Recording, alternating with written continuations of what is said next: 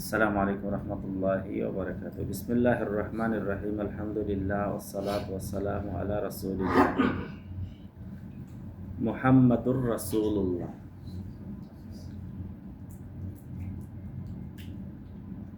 এটা ইসলামের রুকনের প্রথম পর্ব।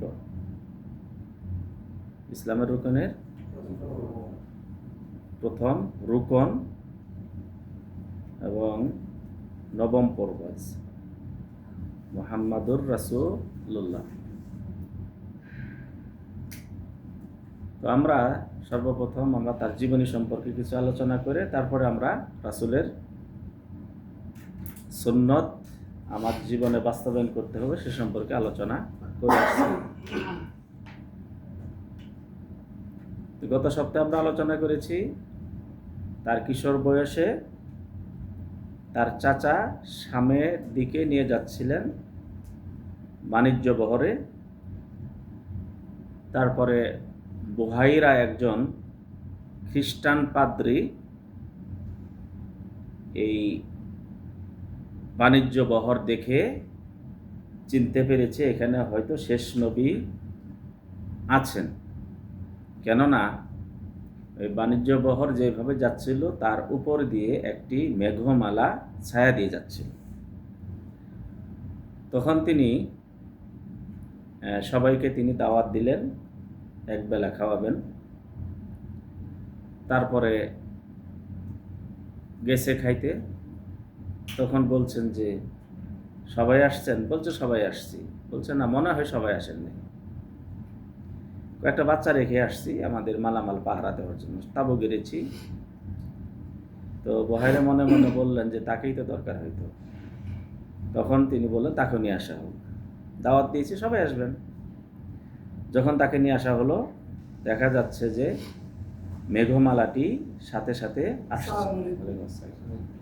তারপরে খাওয়া দাওয়া শেষ করে বিদায়ের সময় তিনি বললেন, বহাইরা, নাম কি? বহাইরা সালাম। তিনি বলছেন যে এই ছেলেকে, অভিভাবককে, বলছে অভিভাবক আমি, বলছে এই ছেলেকে আপনারা শাম দেশে নিয়ে যাবেন না। শাম দেশে নিয়ে গেলে এই ছেলেকে ইহুদিরা যদি জানতে পারে যে শেষ নবী, তারা চিনতে পারবে, আলামত কিতাবে বর্ণিত হয়েছে, তাকে হত্যা করবে। কেননা তারা অপেক্ষা করছে যে তাদের জাতি থেকেই হোক, বানি ইসরায়েল থেকেই হোক, বানি ইসরায়েল থেকেই হোক, কিন্তু তারা যখন জানবে যে বানি ইসরায়েল থেকে, তারা হত্যা করবে। তারপরে তিনি আবার তাকে মক্কাতে ফেরত নিয়ে আসছেন শামে না গিয়ে। এরপর রাসূল সাল্লাল্লাহু আলাইহি ওয়াসাল্লামের এবং প্রত্যেক নবীর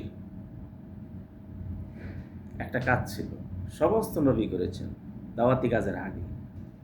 সেটা হলো সমস্ত নবী ছাগল চড়িয়েছেন। কি চড়াইছেন? ছাগল চড়িয়েছেন। ছাগল চড়ানো হলো একটি ধৈর্য শিক্ষা। ছাগল চড়ানো কি? একটা ধৈর্য শিক্ষা। ছাগল চড়িয়েছেন। রাসূল সাল্লাল্লাহু আলাইহি সাল্লাম বলছেন যে আমি ছোটকালে মানুষের ছাগল চড়াইতাম পয়সার বিনিময়ে। কিসের বিনিময়? পয়সার বিনিময়ে ছাগল চড়াতেন। আপনারা জানেন তিনি এতিম হয়ে জন্মগ্রহণ করেছেন। তারপরে অবস্থা ভালো ছিল না তার মায়ের। এরপরে তার দাদা মারা গেলেন। তারপরে চাচাও অভাবী, আবু তালেব কিন্তু অভাবী ছিলেন। তো যাই হোক, তিনি ছাগল চড়িয়েছেন। এরপরে যখন বয়স আরও বাড়তে লাগলো, তখন যখন 23-24 কাছাকাছি, তখন ওয়ালাইকুম সালাম, তিনি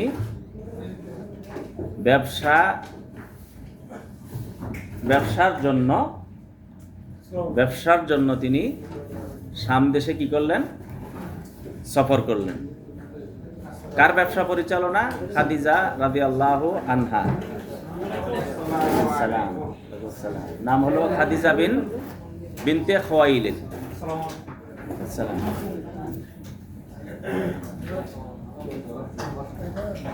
খাদিজা বিনতে খুয়াইলিদ ধনাঢ্য একজন মহিলা, মদিনার একজন ধনাঢ্য একজন মহিলা, তার ব্যবসা পরিচালনার জন্য তাকে নিয়োগ করা হলো। এই নিয়োগে বাণিজ্য বহর নিয়ে তিনি যাচ্ছেন। তার সাথে ছিল তার বাড়ির একজন চাকর, নাম ছিল মাইসারা। নাম কি ছিল? রাসূলের জীবনীতে দুইজন ব্যক্তির নাম আপনারা মনে রাখবেন। একজন হলো উম্মে আইমান। কে? এটা নবুয়তের আগে। উম্মে আইমান রাসূল সাল্লাল্লাহু আলাইহি সাল্লামের মার বাড়ির কাজের মেয়ে। যখন তার মা মারা গেল আবওয়া নামক স্থানে, মদিনার থেকে মক্কায় আসার পথে, তখন উম্মে আইমানই তাকে নিয়ে আসছেন। বয়স কত রাসূলের? 6 বছর। কয় বছর বয়স? 6 বছর। উম্মে আইমান। আর খাদিজা বিনতে খুয়াইলিদ রাদিয়াল্লাহু তাআলা আনহার বাড়ির কাজের ছেলের নাম ছিল কি? মাইসারা। নাম কি ছিল? মাইসারা। এই মাইসারাকে সাথে তিনি বাণিজ্যর জন্য তিনি বের হলেন কোথায়? শামে। শাম থেকে ফেরত আসলেন। আর সেই সময়কালে এই বাণিজ্য বহরে বেশি যে আক্রান্ত হতো ডাকাত কর্তৃক। কি কর্তৃক? ডাকাত কর্তৃক। এরপরে তো ওখানে গেলে লাভ লস আছেই। তো সততা মানুষকে উচ্চ স্থানে উঠায়। ব্যবসায় যার সততা আছে, ব্যবসা মানে মনে হবে যে আমি সততা বিসর্জন দিলে আমি অনেক লাভ করলাম, আসলে লাভ হয় না। সততাতে কি রয়েছে? লাভ রয়েছে। তো মাইসারা ব্যবসা বহর যখন আবার ফেরত আসলো, আসার পর মাইসারা 1 নম্বর খাদিজা রাদিয়াল্লাহু তাআলা আনহা দেখলেন যে অনেক লাভ হয়েছে। এর আগে যে লাভ হয়েছে, কিন্তু এবারে লাভ আরও বেশি। আর মাইসারা এসে রাসূল সাল্লাল্লাহু আলাইহি ওয়াসাল্লামের বিচক্ষণতা, দক্ষতা এবং সততা নিয়ে যখন কথা বললেন, তখন খাদিজা রাদিয়াল্লাহু তাআলা আনহা মুগ্ধ হলেন। কি হলেন? মুগ্ধ হলেন। এটা কখনকার ঘটনা? বিবাহের আগের ঘটনা। বিবাহের আগের ঘটনা। তো সামনের বার ইনশাআল্লাহ আরও আগাবো। তো এই একটা ঘটনা। আরও একটা ঘটনা আপনাদের বলবো। বলার পর রাসূল সাল্লাল্লাহু আলাইহি সাল্লামের সুন্নতকে আঁকড়ে ধরার ফজিলত এবং গুরুত্ব সম্পর্কে আবার আমরা আলোচনায় যাব। আর একটা ঘটনা ছিল, যখন আমরা আগে গত সপ্তাহে আমরা জেনেছি যে কাবা ঘর নির্মাণ করা হয়েছে, পুনর্নির্মাণ করা হয়েছে। কাবা ঘর কি করা হয়েছে? আর রাসূল সাল্লাল্লাহু আলাইহি সাল্লাম ছিলেন ছোট শিশু এবং তখন কাবা নির্মাণ করা হয়েছে আব্বাস রাদিয়াল্লাহু তাআলা আনহুর সাথে। তিনি পাথর বহন করতেন, ঘটনা আপনারা জানেন। তো এবার যখন কাবা ঘর নির্মাণ করা হবে, তখন আগের ঘটনা এবং আমাদের আজকের যে লক্ষ্য বা উদ্দেশ্য সেটা আমরা ফোকাস করব। তো তখন তারা বলল যে কাবা ঘর আল্লাহর ঘর। কাবা ঘর কার ঘর? আল্লাহর ঘর। এই ঘরে যেন কেউ ঘুষের টাকা, সুদের টাকা অথবা হারামের টাকা যেন কেউ যেন এখানে দান না করে। কি না করে? দান না করে। তখন কে কত দিবেন সেটা নেওয়ার পর দেখা গেল কাবা ঘরকে পুরো সম্পূর্ণ যতটুকু আছে, ইব্রাহিম আলাইহিস সালাতু ওয়াস সালামের যে ভিত্তি, ইসমাইল এবং ইব্রাহিম আলাইহিস সালাতু ওয়াস সালামের যে ভিত্তি যেটা ছিল, সেই ভিত্তির উপর যদি নির্মাণ করা হয় তাহলে টাকা সংকলন হয় না, সম্পন্ন করা সম্ভব হবে না। তখন তারা কিছু জায়গা ছেড়ে দিয়ে কাবা ঘর নির্মাণের সিদ্ধান্ত নিলেন। একটু ছেড়ে দিলে, ধরুন আপনি 5 কাঠা একটা কি বললেন পরিকল্পনা করলেন, করার পর দেখা গেল কি আমরা যা টাকা আছে 5 কাঠার উপর হবে না, 3 কাঠার উপর করি না আমরা। ওইরকমই তারা পরিকল্পনা করে কিছু জায়গা ছেড়ে দিয়ে ঘর নির্মাণ শুরু করলেন। ওই ছেড়ে দেওয়া অংশ এখনও ছাড়াই রয়েছে। কেননা রাসূল সাল্লাল্লাহু আলাইহি সাল্লাম আয়েশা রাদিয়াল্লাহু তাআলা আনহাকে বলেন, আয়েশা, সবেমাত্র তারা মুসলমান হয়েছে এবং তারা এই যে আমাদের একটা সংস্কার হয়েছে, কি হয়েছে? একটা সংস্কার, দ্বীনি সংস্কার, ইবাদতের সংস্কার, তাওহীদের সংস্কার, এই যে সংস্কার হয়েছে, তো তাদের ভিতরে কিন্তু একটা কথা আছে এবং বলে আসছে যে আমাদের এত রব ছিল, এই রবকে মাত্র একটা রব করলো, একটা মাবুদের ইবাদত করলো মাত্র। এরপরে মুহাম্মদ সাল্লাল্লাহু আলাইহি সাল্লাম এসে আমাদের বাপদাদারা যা করছে সব কিছুই পরিবর্তন করছে, কিছুই বলে ভালো ছিল না। এখন কাবা ঘরটাও যদি যেভাবে আছে, এটাকে আমি ভেঙে আবার ইব্রাহিম এবং ইসমাইল আলাইহিস সালাতু ওয়াস সালামের সেই ভিত্তির উপর করতে যাই, এবার লোকেরা হয়তো নতুন মুসলমান, ঈমান এখন প্রবর্তিত হয়নি, বলবে দেখছো এত কিছু করার পরে কাবা ঘরটা বাকি ছিল, এটাও ধ্বংস করলো, এটাও ছাড়েনি। বলেন আমাদের দেশে অনেকেই বলে এরকম, কিছু করলে তো সব কিছু তো ছাড়ছই, তো এতটুকু ছাড়লে না। এরকম যদি না হতো তাহলে আমি এই ইব্রাহিম এবং ইসমাইল সাল্লামের যে ভিত্তি, ওই ভিত্তির উপর আমি কাবাকে নির্মাণ করতাম। তো তিনি ওইভাবে রাখলেন। ওয়ালাইকুম আসসালাম। এরপর আবু বকর রাদিয়াল্লাহু তাআলা আনহু নিয়ে পরামর্শ করলেন যে আমরা কাবার যে আসল ভিত্তি, প্রথম যে ভিত্তির উপর কাবাকে নির্মাণ করা হয়েছিল, ফেরেশতারা করেছিলেন, তারপর আদম আলাইহিস সালাম, এইভাবে করতে করতে সর্বশেষ করলেন কারা? ইব্রাহিম আলাইহিস সালাতু ওয়াসসালাম, তার সাথে ছিলেন ইসমাইল আলাইহিস সালাতু ওয়াসসালাম। তো এর উপরে আমরা করতে চাই। তো পরামর্শের একটাই ফল আসলো, যেটা রাসূল করেন নাই আমরা কেন করব? বা ওইভাবেই আছে। তারপরে ওমর রাদিয়াল্লাহু তাআলা পরামর্শ নিয়ে বলছেন রাসূল করেন নাই, আবু বকর আমি করব না। উসমান রাদিয়াল্লাহু তাআলা কি করলেন যে রাসূল করেন নাই, আবু বকর করেন নাই, ওমর করেন নাই, আমিও করব না। আলী রাদিয়াল্লাহু তাআলা তার পরবর্তীতে আজ পর্যন্ত ওইভাবেই আছে, যেটা রাসূল করেন নাই সেটা আমরা করব না। ওই জায়গাটাকে বলা হয় হাতিম। হাতিম মানে কি? ছেড়ে দেওয়া। কি বলা হয়? হাতিম। অথবা বলা হয় হজরে ইসমাইল। কি বলা হয়? হজরে ইসমাইল। হজরে ইসমাইল ওটার নাম বলা হয়। ওটা দেখবেন যে কি দেওয়া আছে? দেওয়াল দেওয়া আছে।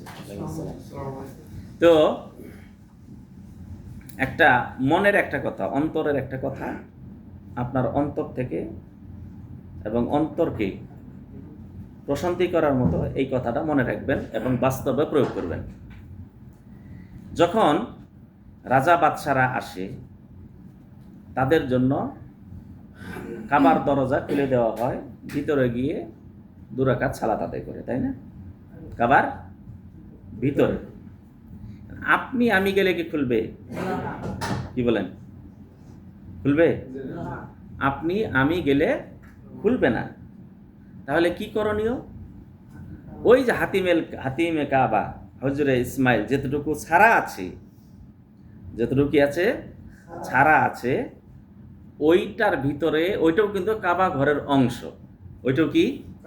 কাবা ঘরের অংশ। যদি পারেন ওখানে 2 রাকাত সালাত করবেন, কিন্তু ফরজ সালাত না, ওটা কাবার ভিতরের অংশ। এই জন্য ওর ভিতরে ফরজ সালাত হবে না। কি সালাত হবে? নফল এবং সুন্নত। যদি পারেন 2 রাকাত সালাত কি করবেন? আদায় করবেন। কি করবেন? যদি পারেন কি করবেন? 2 রাকাত সালাত সেখানে আদায় করবেন। এই ছিল কাবা ঘর নির্মাণের ইতিহাস। এই ছিল কি? কাবা ঘর নির্মাণের ইতিহাস।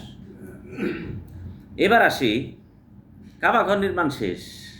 যখন নির্মাণ করেছে তখন এই হাজরে আসওয়াদটাকে একটু খুলতে হয়েছে, নাকি? খুলতে হয়েছে না? ওটার মতো বানাতে পারবে না, খুলে রেখেছে। রাখার পরে কাবা ঘর নির্মাণ করা হয়ে গেল, ছাদ দেওয়া হয়ে গেল।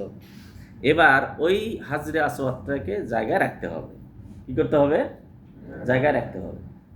তো এই হাজরে আসওয়াদ রাখার যে স্থানটা, মানে সম্মানটা সবাই চায়। কুরাইশ গোত্র বলে কি? আমরাই করব।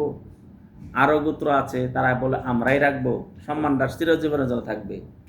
কতদিন থাকবে? চির কিয়ামত পর্যন্ত থাকবে। যে হাজরে আসওয়াদটা কে স্থাপন করেছে, কোন গোত্র স্থাপন করেছে, সব গোত্রে বলছে কি আমরাই রাখবো। এই নিয়ে শুরু হলো যুদ্ধের উপক্রম। আর ওই সময়কালে জানেন তো, বাসুসের যুদ্ধ হয়েছিল একটা উটকে প্রহার করার জন্য। এই যুদ্ধ অনেক বছর পর্যন্ত চলছে এবং অনেক মানুষ মৃত্যুবরণ করেছে। যুদ্ধ, এরা ওদের মারে, এরা ওদের মারে। তো ওই হাজরে আসওয়াদকে স্বস্থানে স্থাপন করার জন্য যুদ্ধের উপক্রম হয়ে গেল। কে রাখবে? এমন তো নেই একজন রাখলো আর এক দল খুঁজে মন্ডল গোষ্ঠী রাখলো, ওইটা আবার খুইলে আবার পরের দিন কে আসলো, মোল্লা গোষ্ঠী আসলো, এরপরে চৌধুরী গোষ্ঠী আবার রাখলো। এটা তো হবে না, একবারই স্থাপন করবে। তাহলে কে স্থাপন করবে? রক্তক্ষয়ী যুদ্ধের উপক্রম। সবাই প্রস্তুতি নিয়েছে, যুদ্ধ করব, পরাস্ত করব, এরপরে আমরাই রাখবো। ওরাও তাই করেছে, আর ওরাও তাই করেছে, আর এক গোত্র তাই করেছে। প্রস্তুত হয়ে গেছে, যুদ্ধ শুরু হবে। আর ওই যুগের যুদ্ধ তাড়াতাড়ি শেষ হতো না। যুদ্ধ দলে লিহান শিখা যে জ্বলতো, জ্বলতেই থাকতো, আর বেশি হইতো। আর কি হইতো? বেশি হইতো। তো তারা সবাই মিলে সিদ্ধান্ত নিল, আগামীকাল সর্বপ্রথম এদিক দিয়ে যে আসবে তার সিদ্ধান্ত মেনে নিব, তার সিদ্ধান্ত মেনে নিব। সবাই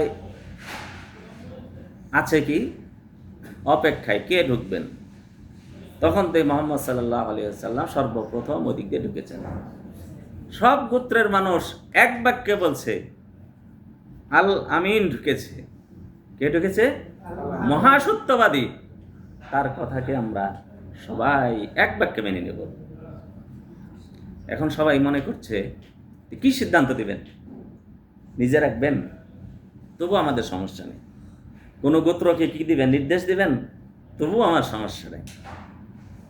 ইনসাফ প্রতিষ্ঠাকারী আমার নবী সাল্লাল্লাহু আলাইহি ওয়াসাল্লাম তিনি কি করলেন?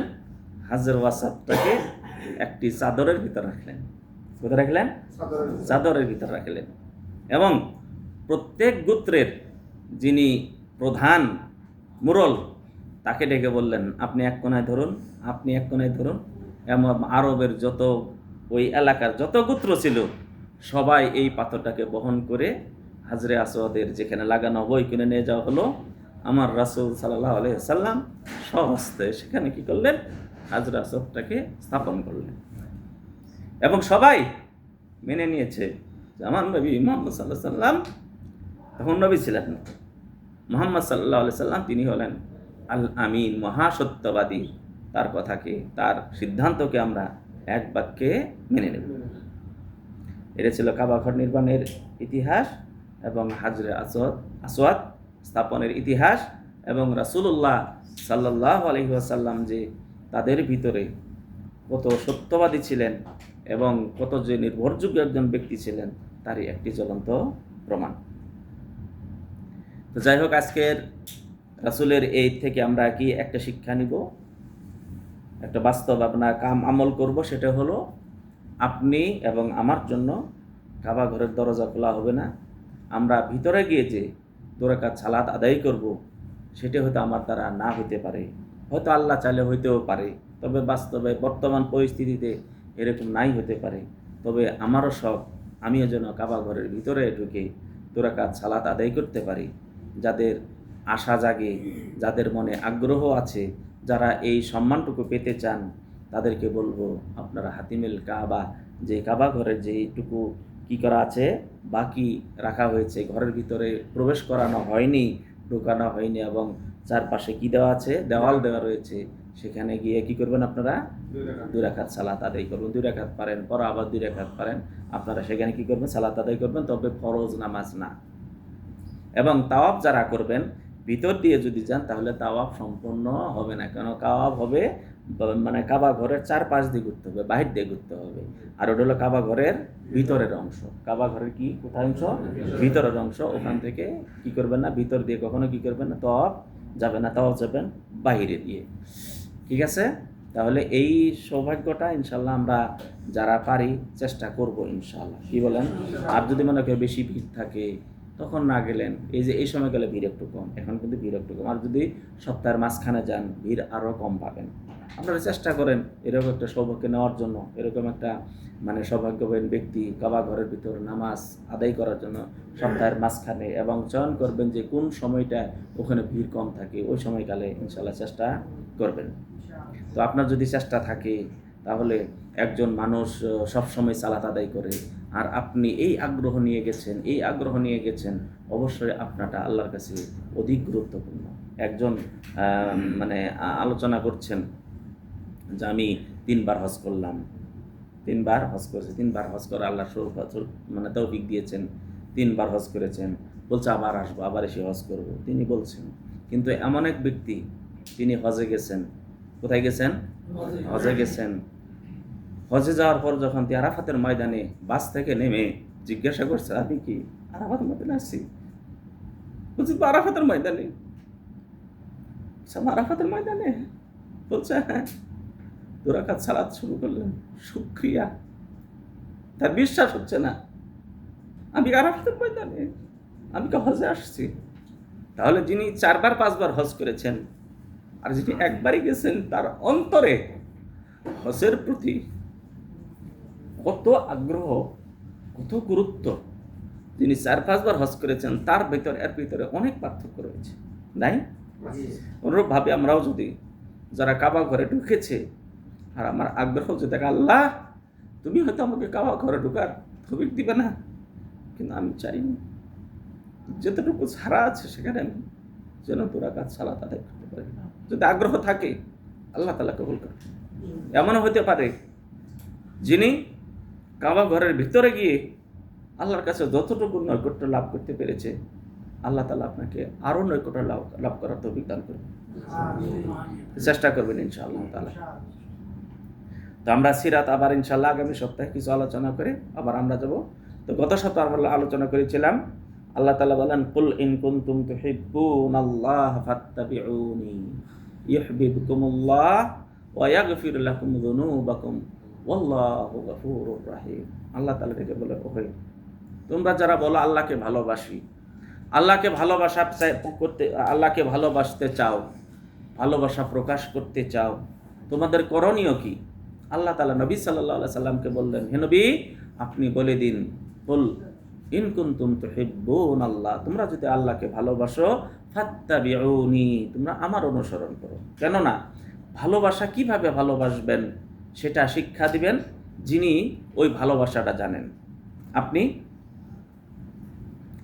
আপনি এমন একজনকে ভালো কিছু দান করলেন, তার একটা প্রয়োজন নাই, তার কি নাই? প্রয়োজন নাই, কিন্তু তার যেটা প্রয়োজন আপনার জানা আছে, ওই জিনিসটা যখন দান করবেন তাহলে কি তার প্রয়োজনটা মিটবে। তার প্রয়োজনটা কি মিটবে। একজন মানুষ মরুভূমির ভিতরে হারিয়ে গেছে, এখন যদি বলে তোমাকে আমি এই কয় কেজি স্বর্ণ তুমি নিতে পারবে, বলছে আমি 2 হাতে 10 কিলো স্বর্ণ দিব, নিবা? উনি বলবেন যে না, আমার পানি দরকার। কি দরকার? কি দরকার? তার পানি দরকার। স্বর্ণ তার লাভ নাই, আছে লাভ? জীবন চলে যাবে। অনুরূপভাবে আল্লাহ তাআলাকে ভালোবাসার পথ কিভাবে আমি আল্লাহ রাব্বুল আলামিনকে ভালোবাসা পাবো, আল্লাহ তাআলার অনুসরণ করব, তা হতে হবে রাসূলুল্লাহ সাল্লাল্লাহু আলাইহি সাল্লামের পক্ষ থেকে। তাই আল্লাহ তাআলা বলেন, কুল ইন কুনতুম তুহিব্বুনাল্লাহ, তোমরা যদি আল্লাহকে ভালোবাসতে চাও, ফাত্তাবিউনি, আমার অনুসরণ করো। কার অনুসরণ করতে হবে? রাসূলুল্লাহ সাল্লাল্লাহু আলাইহি ওয়াসাল্লামের অনুসরণ করতে হবে। লাভটা কি হবে? ইউহিব্বুকুমুল্লাহ, তাহলে আল্লাহ তাআলা তোমাকে ভালোবাসবেন। ওয়া ইয়াগফির লাকুম যুনুবাকুম, তাই না তোমাদের সমস্ত গুনাহকে আল্লাহ তাআলা কি করবেন? ক্ষমা করে দিবেন। কি করবেন? সমস্ত গুনাহকে আল্লাহ কি করে দিবেন? ক্ষমা করে দিবেন। তাহলে ভালোবাসাটা হইতে হবে কেমন? রাসূল থেকে শিখতে হবে।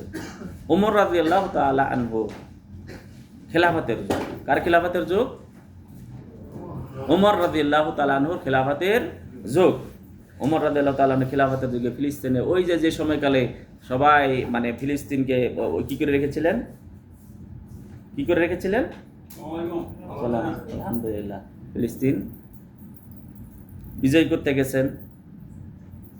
চারপাশ দিয়ে ঘেরাও করে রেখেছেন। বলছে আমরা মরে যাব, কিন্তু তোমাদের হাতে আমরা কি করবো? আত্মসমর্পণ। যদি উমর রাদিয়াল্লাহু তাআলা আনহু আসে তাহলে করব। যদি কি আসেন?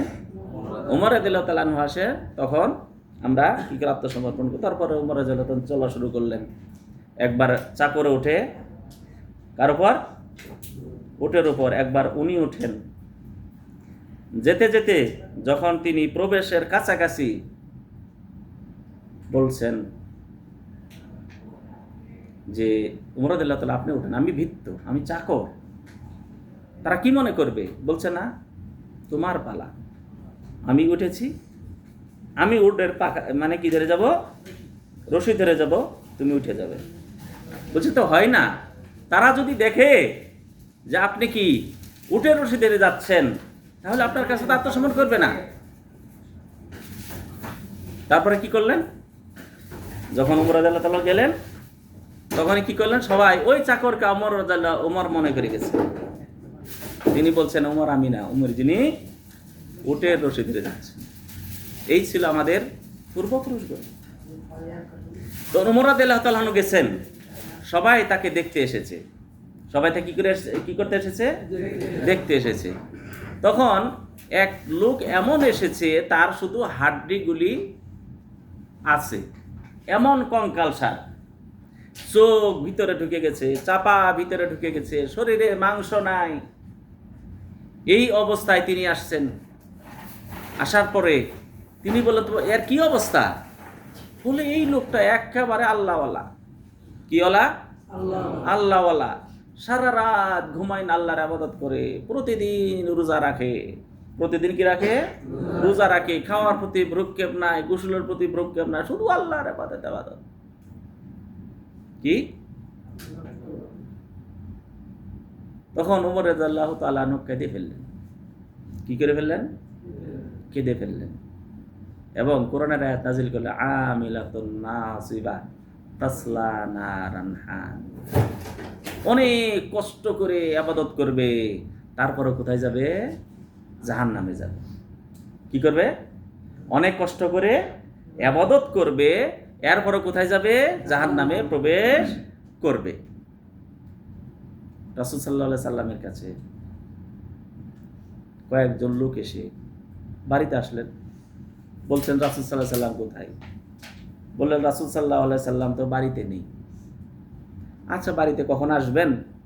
আমরা কয়েকজন আসছি, তো আমাদেরকে রাসূলের ইবাদত সম্পর্কে জিজ্ঞাসা করে। রাসূল সাল্লাল্লাহু আলাইহি সাল্লামের ইবাদত কেমন ছিল একটু বলেন। বলে তিনি বিবাহ করেছেন, তিনি ভালো খাদ্য গ্রহণ করেন, রাত্রিতে কিছু অংশ ইবাদত করেন এবং ঘুমান। রোজাও মাঝে মাঝে রাখেন, মাঝে মাঝে ছাড়েন, নফল রোজা। এক ব্যক্তি বলল, রাসূলের জন্য চলে, আমার জন্য চলবে না। তার জীবনের আগের গুনাহ পরের গুনাহ মাপ, তিনি ইবাদত কম করলেও চলবে। আমি সারা জীবন রোজা রাখবো, রোজা আমি একদিনও ছাড়বো না। আর একজন বললো যে না, আমি তো মাংস ভালো কিছু খাবো না, ভালো কিছু খেলে শরীরের শক্তি আসবে, অন্যদিকে মন যাবে, আমি শক্তি কম থাকবে, আমি অন্যদিকে মনও যাবে না, শুধু আল্লাহর ইবাদত করবো। আর একজনের জীবনে বিয়ে করলেই সমস্যা, ইবাদতের কি সমস্যা। আর একজন বললো যে রাত্রিতে সারা রাতে ইবাদত করব, সারা রাতে ঘুমাবো না। সারা রাত কি করবো না? ঘুমাবো না। রাসূল অল্প ইবাদত করলে চলবে, তার জীবনে কোনো আমার তো চলে, আমি সারা রাতে ইবাদত করবো। চলে গেছে। রাসূল সাল্লাল্লাহু আলাইহি সাল্লাম বাড়িতে আসলেন। আসার পর তার স্ত্রী এই সম্পর্কে অবহিত করার পর তিনি সবাইকে ডাকলেন। কি করলেন? সবাই কি করলেন? ডাকলেন। ডাকার পর রাসূল সাল্লাল্লাহু আলাইহি সাল্লাম বলে, আমার বাড়িতে কিছু লোক এসে এই মন্তব্য করেছে, তোমরা জেনে রাখো, সবচেয়ে আল্লাহকে যে ভয় করে তিনি হলেন আমি আল্লাহকে সবচেয়ে বেশি ভয় করি। আর আমি বিবাহ করেছি, আমি ভালো খাদ্য গ্রহণ করি, আমি মাঝে মাঝে রোজা রাখি, নফল রোজা রাখি, মাঝে মাঝে ছেড়ে দেই, রাত্রিতে আমি মাঝে মাঝে ইবাদত করি এবং ঘুমাইও। তবে মনে রাখো, আমার সুন্নতকে যে ব্যক্তি অবজ্ঞা করবে সে আমার উম্মতের অন্তর্ভুক্ত না। কি করতে হবে? রাসূলের সুন্নতকেই সুন্নত হিসেবেই মানতে হবে। এখন আপনি বলবেন যত গুড় তত মিষ্টি, বলি না আমরা? যত গুড় তত মিষ্টি বলি কি না? এটা কি সব ক্ষেত্রে? আর মিষ্টিতে বেশি দিলে কি ভালো লাগে? চিনি যখন বেশি মিষ্টি দিবেন চাতে, বলে শরবত হয়ে যায়, খাওয়া যায় নাকি? তার কথাতেই তার উত্তর। রাসূলুল্লাহ সাল্লাল্লাহু আলাইহি ওয়াসাল্লাম যেভাবে ইবাদত করেছেন, যা আমাদের শিক্ষা দিয়েছেন, ওইভাবে এই সুন্নতটি আমাকে কি করতে হবে? গ্রহণ করতে হবে, বেশি করা চলবে না। এখন আপনি বলবেন যে ফরজ সালাতের পরে মোনাজাত করলে সমস্যা, আল্লাহর কাছে তো চাইলাম, কোনো সমস্যা নেই। সমস্যা ওখানেই, যা রাসূল করেন নাই সেটা আপনি যদি করেন, এটাই কি আল্লাহর কাছে গ্রহণীয় হবে? যা রাসূল করেন নাই এটা যদি আপনি করেন, গ্রহণীয় হবে? বলছে মোনাজাত করতে না করেন, যে মোনাজাত করার নিষেধ নাই, কিন্তু পদ্ধতিটা কি? পদ্ধতি কই থেকে নেবেন? কই থেকে নিতে হবে? রাসূল সাল্লাল্লাহু আলাইহি সাল্লাম থেকেই পদ্ধতি গ্রহণ করতে হবে। মা আতাকুমুর রাসূলু ফাখুযুহু, রাসূল যা দেন ওইভাবে, ওইটাই এভাবে আপনি গ্রহণ করুন। ওমা নাহাকুম আনহু ফান্তাহু, যা তিনি নিষেধ করে তা থেকে তোমরা বিরত থাকো। এটাই হলো রাসূলের অনুসরণ। এটাই কি রাসূলের কি অনুসরণ? তো রাসূলুল্লাহ সাল্লাল্লাহু আলাইহি ওয়াসাল্লামের অনুসরণ আমাদেরকে করতে হবে, যেভাবে রাসূলুল্লাহ সাল্লাল্লাহু আলাইহি সাল্লাম আমাদেরকে শিক্ষা দিয়েছেন, সাহাবাগণ আমাদের কাছে বর্ণনা করেছেন, সেইভাবেই কি হবে? আমাদের কি হবে? অনুসরণ হবে। আর যদি মনে করি একটু বেশি করলে সমস্যাটা কোথায়? একটু বেশি করলে, অনেকে আছে একটু বেশি করলে সমস্যাটা কোথায়? সমস্যাটা সেখানেই। আপনি যদি মনে করে কিছু করেন, এমন কিছু করলেন যা রাসূলুল্লাহ সাল্লাল্লাহু আলাইহি ওয়াসাল্লাম করেননি, তাহলে আপনি রাসূল সাল্লাল্লাহু আলাইহি ওয়াসাল্লামকে অপবাদ দিলেন যে রাসূল সাল্লাল্লাহু আলাইহি ওয়াসাল্লাম পূর্ণ যা আমাদের উপকার ছিল সেটা তিনি আমাদেরকে বর্ণনা করেন নাই, গোপন করেছেন, তাই মনে করছেন না? রাসূল সাল্লাল্লাহু আলাইহি সাল্লাম যা করেননি সেটা যদি আপনি করেন, রাসূলকে অপবাদ দিলেন যে রাসূল সাল্লাল্লাহু আলাইহি সাল্লাম সব কিছু, অনেক কিছু ভালো কিছু ছিল সেটা আমাদেরকে শিক্ষা দেননি। এখান থেকে আমাদের সাবধান হতে হবে। কি হতে হবে? আমাদের সাবধানতা অবলম্বন করতে হবে, যাতে করে আমরা রাসূলুল্লাহ সাল্লাল্লাহু আলাইহি ওয়াসাল্লামের পদাঙ্ক অনুসরণ আমরা করতে পারি। এখানেই আমাদের কি রয়েছে? কি রয়েছে? মুক্তি রয়েছে, কল্যাণ রয়েছে। কিয়ামতের দিন রাসূলুল্লাহ সাল্লাল্লাহু আলাইহি সাল্লাম বলেন, আমার উম্মতদেরকে আমি চিনব। কি করব? আমার উম্মতদেরকে আমি চিনব। বলছে কিভাবে চিনবেন? আমার উম্মতদেরকে চিনব এবং তাদেরকে আমি হাউজে কাউসারের পানি দান করব। হাউজের কাউসার, বলছে হাউজের কাছে কেমন হবে? বলছে সাদা হবে, দুধের চেয়েও সাদা, মধুর চেয়েও মিষ্টি, মেসকা আম্বরের চেয়েও সেটা হবে সুঘ্রাণ। আর কেউ যদি, আর আমার গিলাস হবে আকাশের তারকার সমতুল্য, এত গিলাস হবে, এবং আমি আমার উম্মতদেরকে আমি পানি পান করাবো, অন্য উম্মতরা আসতে চাইবে, তাদেরকে ফেরেশতারা বাধা দিবে। এবং যে ব্যক্তি এক গ্লাস পানি পান করবে, 50,000 বৎসর যে হিসাব হবে, 50,000 বৎসর তার কোনো পিপাসা হবে না। আল্লাহ আল্লাহ, তুমি আমাদেরকে তৌফিক দান করো আল্লাহ, সেই পানি পান করা। একদল আসবে, আমি তাদেরকে চিনতে পারবো, তারাও আমাকে চিনতে পারবে। আসার মাঝে ফেরেশতারা বাধা দিবেন। বলছে আমার উম্মত আসতে দাও, এটা অন্য নবীর উম্মত, আমার উম্মত। রাসূল সাল্লাল্লাহু আলাইহি ওয়াসাল্লাম বলা হবে, আপনি জানেন না আপনার শরীয়তের ভিতরে, আপনার ইবাদতের ভিতরে, সুন্নতের ভিতরে তারা বেশি কিছু কি করেছে? সংযোগ করেছিল। কি করেছিল? বেশি কিছু সংযোগ করেছিল, এই জন্য তাদেরকে আসতে দেওয়া। রাসূল সাল্লাল্লাহু আলাইহি ওয়াসাল্লাম বলবেন যে কি বলবেন? একটা শব্দ কি বলতে পারবেন? সোহকান, সোহকান, চলে যাও, চলে যাও, যারা আমার পর আমার দিনকে তোমরা পরিবর্তন করেছো। এই জন্য সাবধান হতে হবে। আপনি নামাজের পর মোনাজাত করেন, মোনাজাত করতে বাধা নেই, কিন্তু সম্মিলিতভাবে মোনাজাত করবেন। মোনাজাতের শর্ত রয়েছে, মোনাজাতের কি অনেকগুলি কি রয়েছে, মানে সুন্নত রয়েছে, সেগুলির ভিতরে কোনোই ভ্রুক্ষেপ নাই।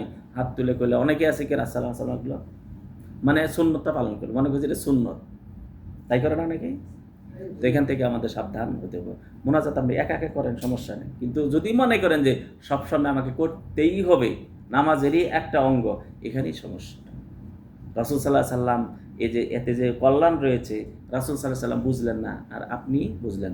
রাসূল সাল্লাল্লাহু আলাইহি সাল্লাম বলছেন, তোমরা জান্নাতি হতে চাও, তোমরা নিজেকে জান্নাতি দেখতে চাও, নিজেকে যদি জান্নাতি দেখতে চাও, নিজেকে জান্নাতি দেখতে চাও, বুঝেছেন কথাটা? আপনি দেখবেন যে আপনি জান্নাতি। কি কারণে? রাসূল সাল্লাল্লাহু আলাইহি সাল্লাম বলছে, যে ব্যক্তি ফরজ সালাতের পরে আয়াতুল কুরসি আর সূরাতুল ইখলাস পাঠ করবে সে ব্যক্তি জান্নাতি। কিন্তু জান্নাতে ঢুকে নেই কেন? মৃত্যু আগে কেউ জান্নাতে যেতে পারে না বলেই জান্নাতে ঢোকেনি, মৃত্যুবরণ করবে আর জান্নাতে যাবে। তার বাধাই শুধু মৃত্যুটা। এবং আপনি কি নিজেকে দেখতে চান যে আপনার জন্য জান্নাতের 8টি দরজায় খোলা আছে? নিজেকে নিজে দেখতে চান? রাসূল সাল্লাল্লাহু আলাইহি সাল্লাম বলছেন, যে ব্যক্তি সুন্দর করে ওযু করে, রাসূলের পদ্ধতিতে ওযু করে, আশহাদু আল্লা ইলাহা ইল্লাল্লাহু ওয়াহদাহু লা শারীকা লাহু ওয়া আশহাদু আন্না মুহাম্মাদান আবদুহু ওয়া রাসূলুহু, এইটা যে পাঠ করবে তার জন্য জান্নাতের 8টি দরজায় খোলা থাকবে। কত সৌভাগ্য আপনি! কিন্তু আমরা ওগুলি বাদ দিয়ে কি করি? যা রাসূল করেন নাই ওই দিকে শুরু করে দিই।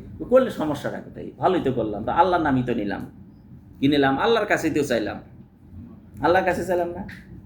তো সমস্যাটা সেখানেই। চাইছেন ঠিকই, পদ্ধতি নিতে হবে কার কাছ থেকে? আল্লাহর কাছ থেকে। যখন আপনি পদ্ধতি আল্লাহর কাছ থেকে নেবেন না, আল্লাহ তাআলা তা কি গ্রহণ করবেন নাকি মুখে ছুঁড়ে মারবেন?